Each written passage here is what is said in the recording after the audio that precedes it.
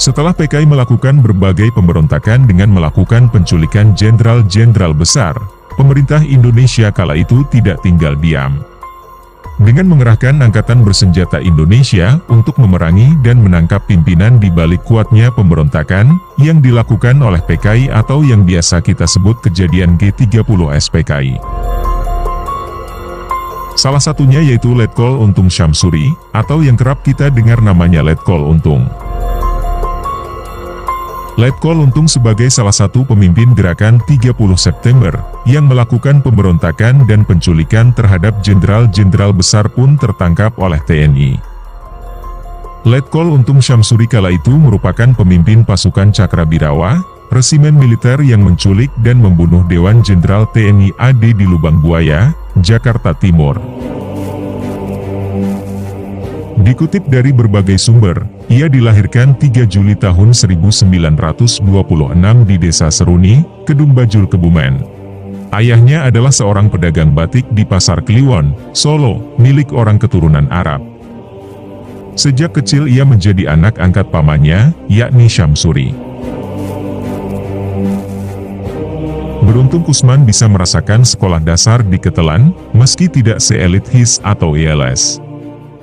Karir militernya dimulai sejak dirinya mendaftar menjadi anggota Heiho. Seperti diketahui, saat Jepang datang sebagai penjajah dan ingin menguasai NKRI, pemerintahan Jepang menciptakan kekuatan militer baru guna mengantisipasi serbuan sekutu. Pasca berakhirnya zaman penjajahan Hindia Belanda, Kusman memberanikan diri untuk menjadi anggota Heiho, dengan tujuan agar ia bisa dikirim ke front dan mendapatkan pelatihan dan pengenalan dunia militer serta bahasa Jepang. Heiho menjadi awal karir Kusman sebagai militer profesional yang dibayar. Ketika Heiho dibubarkan, Kusman menjadi anggota Tentara Keamanan Rakyat atau TKR yang menjadi cikal bakal TNI.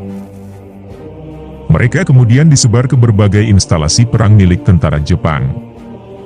Pada tahun 1949, dia bergabung di Batalion 444 di Kleco Solo sebagai Komandan Kompi. Pada 10 Oktober tahun 1950, berubah menjadi Brigade Panembahan Senopati, yang wilayahnya meliputi Surakarta dan berkedudukan di Surakarta. Pada Januari tahun 1952, Brigade Panembahan Senopati berubah namanya menjadi Resimen Infanteri 15. Untung sempat ikut dalam operasi 17 Agustus pada tahun 1958, yang dipimpin Ahmad Yani, yang saat itu Untung masih menjadi Komandan Kompi, dengan pangkat Letnan 1. Pada tahun 1959, Untung kembali ke Jawa Tengah. Untung menjadi Komandan Batalion 454 atau para Banteng Riders di Ponegoro, Serondol, Selatan Semarang. Setelah operasi itu selesai, dia ketika itu pangkatnya Mayor. Sekitar 14 Agustus tahun 1962, Untung diterjunkan ke daerah Sorong, Papua Barat, menjadi bagian dari operasi Mandala yang dipimpin Soeharto. Setelah operasi militer sukses, Untung mendapat kenaikan pangkat istimewa dari Mayor ke Letnan Kolonel, serta mendapatkan bintang jasa, setelah memimpin pasukan gerilya menyerang tentara Belanda di Papua Barat. Letnan Kolonel Untung juga dipercaya untuk menjabat Komandan Batalion 1, Kawal Kehormatan Resimen Cakrabirawa. Letnan Kolonel Untung kemudian mengangkat dirinya sendiri sebagai Ketua Dewan Revolusi, sekaligus memimpin gerakan 30 September. Ketika menjadi Kedua Dewan Revolusi itu, dia dikenal dengan nama baru yaitu Untung Syamsuri.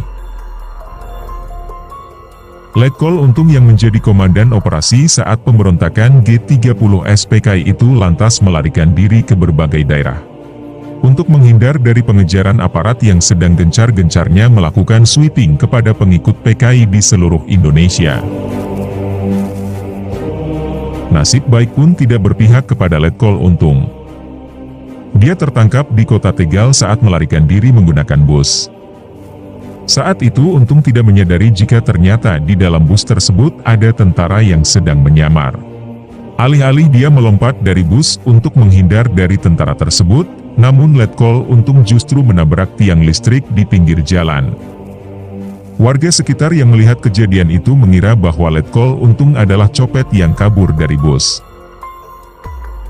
Letnan Kolonel Untung pun dihakimi masa saat itu juga. Akhirnya Letnan Kolonel Untung mendapatkan hukuman dari pengadilan militer, karena tindakannya saat memimpin operasi penculikan para jenderal TNI, pada 30 September tahun 1965.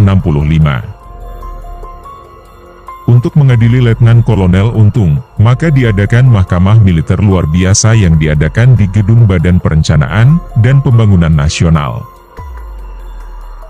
Putusan Mahmilub saat itu, memberhentikan dengan tidak hormat Letnan Kolonel Untung dari pangkat dan jabatannya, terhitung mulai 30 September tahun 1965. Putusan tersebut tercantum dalam surat keputusan Presiden yang ditanda tangani tanggal 4 Desember tahun 1965. Pada persidangan Mahkamah Militer, Letkol Untung terbukti bersalah atas aksinya menculik dan membunuh para jenderal dalam peristiwa G30S PKI. Letkol Untung lantas divonis hukuman mati. Setelah vonis itu diputuskan, keluarlah surat keputusan dari Menteri Panglima Angkatan Darat, Letnan Jenderal Soeharto. Letnan Jenderal Soeharto menyetujui keputusan dan eksekusi mati terhadap Letnan Kolonel Untung. Letnan Kolonel Untung pun sempat mengajukan gerasi, namun ditolak. Eksekusi dilakukan oleh regu tembak polisi militer. Hukuman tersebut dilaksanakan di Lembang, Jawa Barat pada tahun 1967.